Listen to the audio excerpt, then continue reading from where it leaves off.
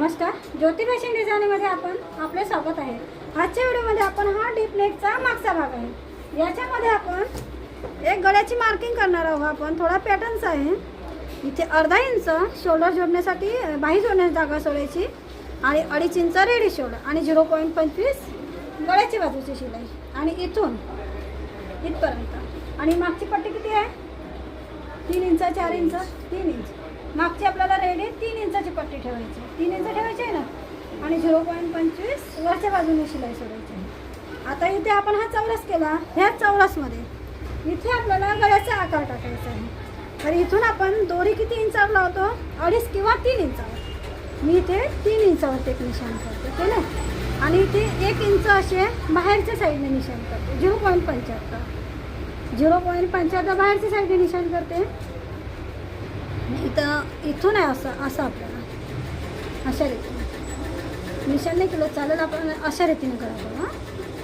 हा हे करायला आला नंतर आपल्याला इथे हे निशाण नाही केलं तर चालेल, अशा रीतीने असं हा झाला। नंतर इथे काय करायचं आहे?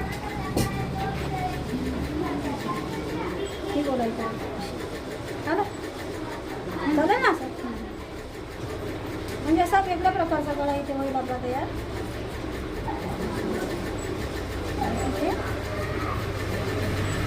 इथे आपल्याला दोरी लावायची।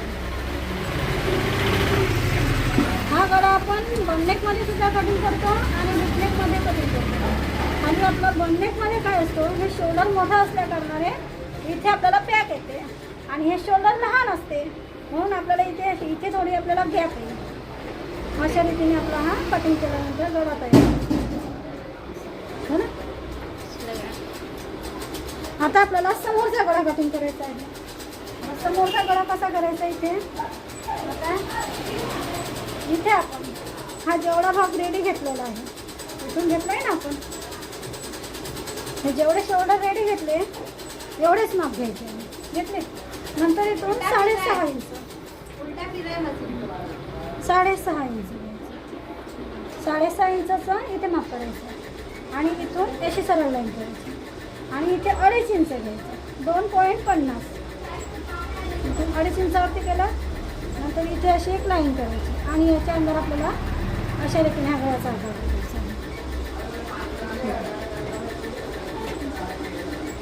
नंतर याला कटिंग करायचं।